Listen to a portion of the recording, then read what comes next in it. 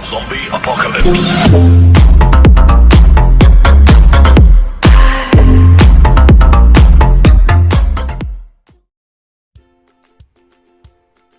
Assalamualaikum warahmatullahi wabarakatuh. Selamat berjumpa kembali dengan Pak Eko. Pembelajaran kali ini kita akan membahas tentang muatan bahasa Indonesia, materi pembelajaran tema 6, subtema 3, yaitu tentang energi alternatif. Tujuan dari pembelajaran ini yaitu yang pertama, siswa dapat mengetahui macam-macam energi alternatif. Yang kedua, siswa dapat menulis tentang salah satu energi alternatif. Anak-anak semuanya, pernahkah kalian melihat mainan kincir angin? Apa yang menyebabkan kincir angin bisa bergerak dan berputar? Kincir angin dapat bergerak memutar karena adanya angin. Kincir angin besar dapat digunakan untuk memutar turbin pembangkit listrik. Jadi, angin termasuk salah satu energi alternatif. Anak-anak semuanya, tahukah kalian arti dari energi alternatif itu? Energi alternatif yaitu sumber energi yang dapat menggantikan bahan bakar fosil. Bahan bakar fosil terbentuk dari sisa hewan dan tumbuhan yang mati jutaan tahun yang lalu. Proses pembentukan ini membutuhkan waktu yang lama. Jika kita tidak berhemat, maka energi tersebut akan habis. Sebab bahan bakar fosil merupakan sumber daya alam yang tidak dapat diperbarui. Oleh karena itu, kita harus mencari energi alternatif untuk menggantikan bahan bakar fosil. Ciri-ciri dari energi alternatif antara lain, yang pertama, dapat digunakan secara berulang-ulang. Yang kedua, jumlahnya banyak. Yang ketiga, pengolahannya tidak merusak alam. Yang keempat, ramah lingkungan. Dan yang kelima, tidak membahayakan dan aman. Ada beberapa energi alternatif yang dikembangkan saat ini. Antara lain yaitu energi matahari, yang kedua energi angin, dan yang terakhir energi air. Mari kita bahas satu persatu dari ketiga energi tersebut. Matahari merupakan energi utama dan pertama di alam semesta. Cahaya matahari dapat digunakan untuk memanaskan air atau menghasilkan energi listrik. Energi yang dihasilkan matahari disebut energi tenaga surya. Pembangkit listrik tenaga surya atau PLTS menggunakan alat yang disebut panel surya. Panel surya mengubah energi matahari menjadi energi listrik. Kemudian, apa saja manfaat dari energi matahari? Manfaat energi matahari yang pertama adalah sebagai penerangan di saat siang hari. Yang kedua, untuk mengeringkan pakaian. Yang ketiga, untuk mengeringkan ikan asin.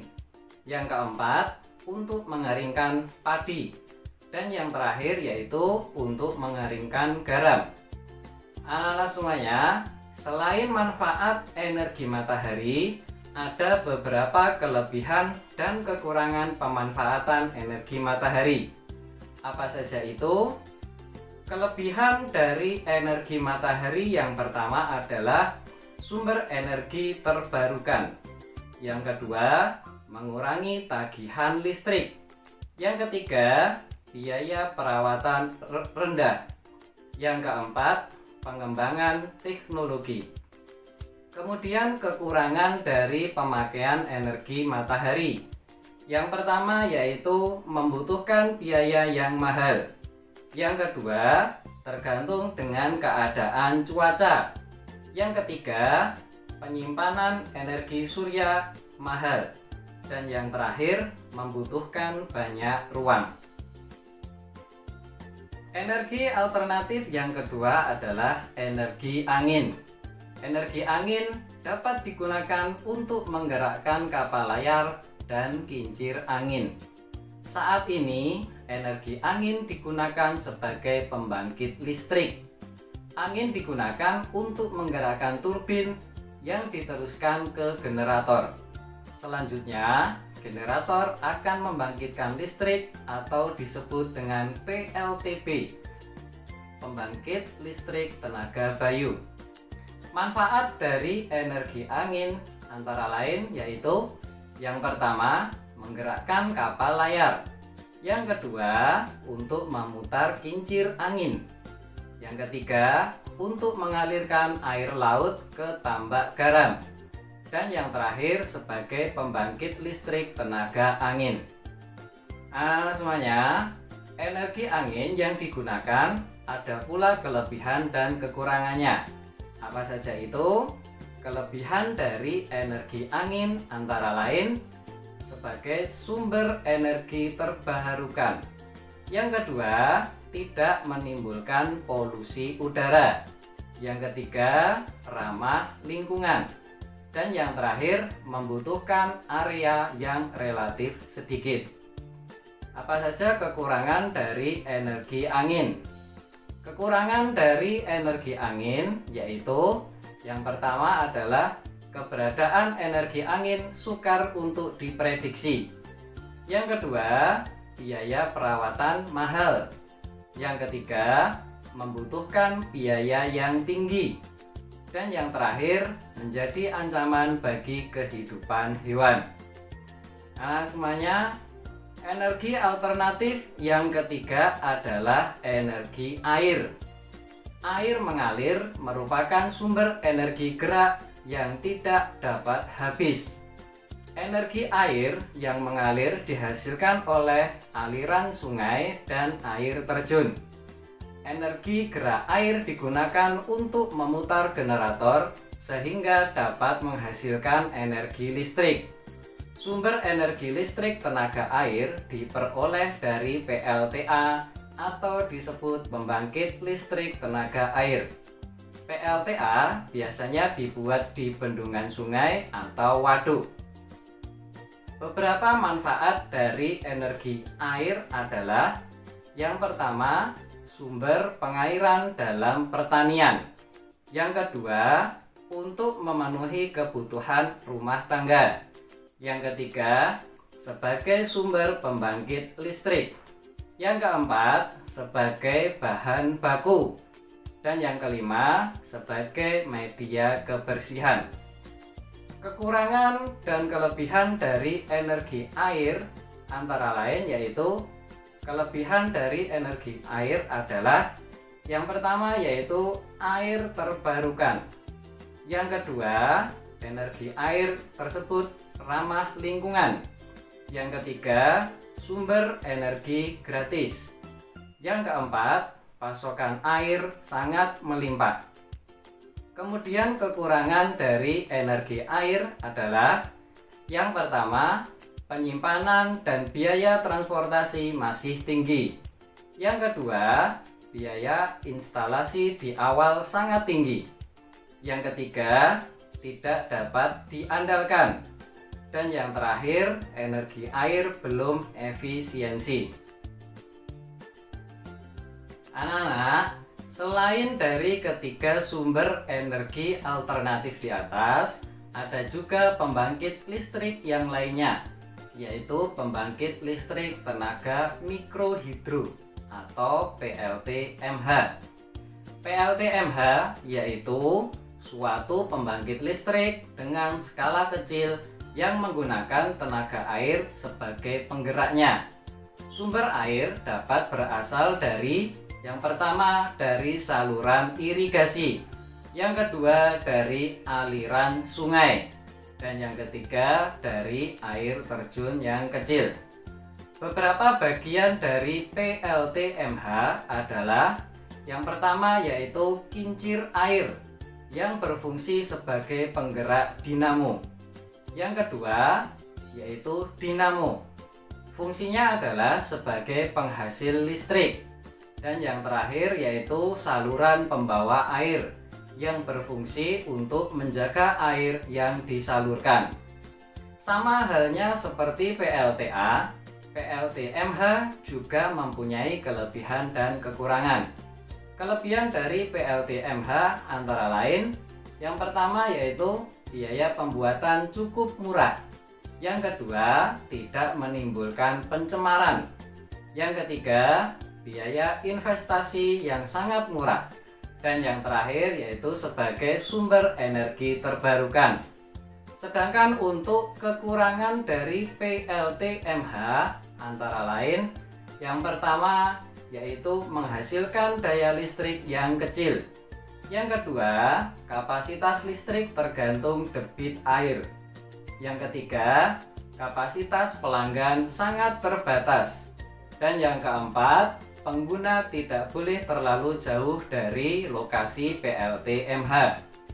Anak-anak semuanya, pada saat memasak makanan, energi yang kita gunakan berasal dari bahan bakar fosil, yaitu minyak tanah dan gas LPG.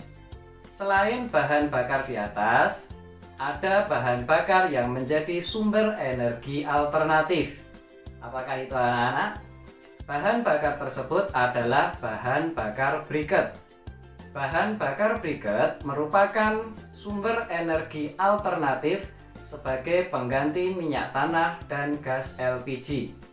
Briket terbuat dari berbagai macam bahan seperti sekam, jerami, sabut kelapa, serbuk gergaji, dan dedaunan. Kelebihan dari penggunaan briket yaitu yang pertama adalah hemat dan sangat ekonomis. Yang kedua, aman dan ramah lingkungan. Yang ketiga, lebih praktis. Dan yang terakhir, dapat mengurangi limbah. Sedangkan kekurangan dari penggunaan briket adalah yang pertama, sulit dibakar secara langsung dengan korek api. Yang kedua, biaya pembuatannya lebih mahal jika dibandingkan dengan pembuatan arang biasa. Yang ketiga, pijar api tidak mudah terlihat serta tidak dapat dimatikan dengan cepat. Anak-anak semuanya, selain energi matahari, angin, dan air, masih banyak energi alternatif yang lain. Beberapa energi alternatif tersebut adalah yang pertama, sumber energi alternatif panas bumi. Yang kedua, sumber energi alternatif biomasa. Yang ketiga, sumber energi alternatif etanol. Dan yang terakhir, sumber energi alternatif gelombang laut. Sumber energi alternatif panas bumi atau PLTP merupakan jenis energi yang berasal dari dalam bumi. Panas bumi ini dimanfaatkan untuk membangkitkan listrik. Kemudian untuk sumber energi alternatif biomasa. Biomasa merupakan bahan bakar yang berasal dari tumbuhan dan kotoran hewan. Pemanfaatannya dapat dibakar langsung atau diubah ke bahan lain. Proses pengubahan ini menghasilkan gas yang disebut biogas. Sumber energi alternatif yang ketiga yaitu sumber energi alternatif etanol. Etanol merupakan sumber energi berupa alkohol hasil fermentasi dari tumbuhan gandum atau jagung. Etanol dapat digunakan untuk bahan bakar kendaraan bermotor. Dan yang terakhir yaitu sumber energi alternatif gelombang laut. Energi dari gelombang laut dapat diubah menjadi energi listrik. Cara kerja gelombang air laut sama halnya seperti PLTA, yaitu gelombang laut digunakan untuk memutar turbin. Anak-anak semuanya, dari penjelasan di atas tadi, apa saja kesimpulan yang dapat kita ambil? Kesimpulan yang pertama yaitu energi alternatif adalah sumber energi yang dapat menggantikan bahan bakar fosil. Kedua, kelebihan energi alternatif yaitu jumlahnya melimpah dan ramah lingkungan. Yang ketiga, beberapa sumber energi alternatif yaitu energi matahari, energi angin, energi air, energi panas bumi, energi biomasa, energi etanol, dan energi gelombang laut. Kesimpulan yang keempat adalah briket bioaran merupakan bahan bakar yang berasal dari limbah organik. Anak-anak semuanya, itu tadi penjelasan dari materi tema 6 subtema 3. Tetap semangat dan selalu jaga kesehatan di rumah. Jangan lupa selalu memakai masker dan cuci tangan. Assalamualaikum warahmatullahi wabarakatuh.